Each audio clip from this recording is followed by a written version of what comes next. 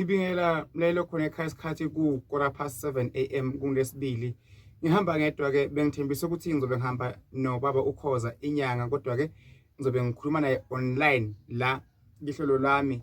Ubaba uKhoza olapha eMnambithi inyanga enkulu. So ke angakhona ukukhuluma naye ke besifuna ukuphendula abantu sibasize mayana nesintu nemaphupho nakuke abafuna ukukubuza abantu mayana nesintu sethu. Njengomthalazi ke namhlanje kuseni ke ngithi mbukeli wami mlaleli wami ukhona ekhaya, hamba kahle uye emsebenzini, hamba kahle uye esibhedlela ubuye uphila.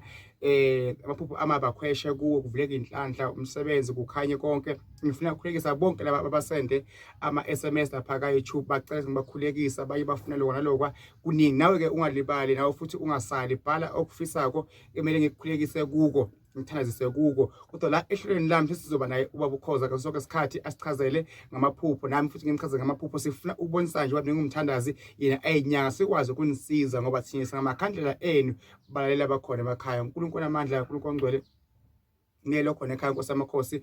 Ufuna umsebenzi, ufuna ihla imali, ongakukhanye umsamo wakho uvaliwe, uyisangoma umthandazi, konke akukho kulungayo, ufuna kwakhumuza, ufuna umshado, ufuna imali, ulisicitho uyalunya emzimbeni wonke, akukho umhambela kahle. Umbukelo khona ekhaya ngithi uNkulunkulu amandla mbusise, umbukelo khona ekhaya akhangele konke akufisile egameni lakhe phakade.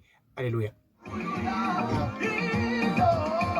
Siyodibana ntambama lapha ngo 6 PM ntambama ohlelweni uthi isintu sethu. Sobe sinaye ubaba uKhoza online, sikhuluma naye. Nawunenkinga yakho isende njengamanje ufuna sikhulume ngako lapha ohlelweni lami khona la ka YouTube. Sifike sifunde ama comment, ufuna simkhulekise sizomkhulekisa, ufuna simphendule umbuzo othile ukuthi uphupha ini, uhlwa yini, inyoka walanda into seyamhlupha kwenzakalana, sizokukhulekisa phambili ngesintu DR lemthanazi. Usho njalo nje uzobona imehluko empilweni yakho. I love you. Namhla ngalihle, namhla kungeLesibili, sebenze kahle uphumelele, nami ngifuna ukukukhandela okuhle kuyokuphilisa.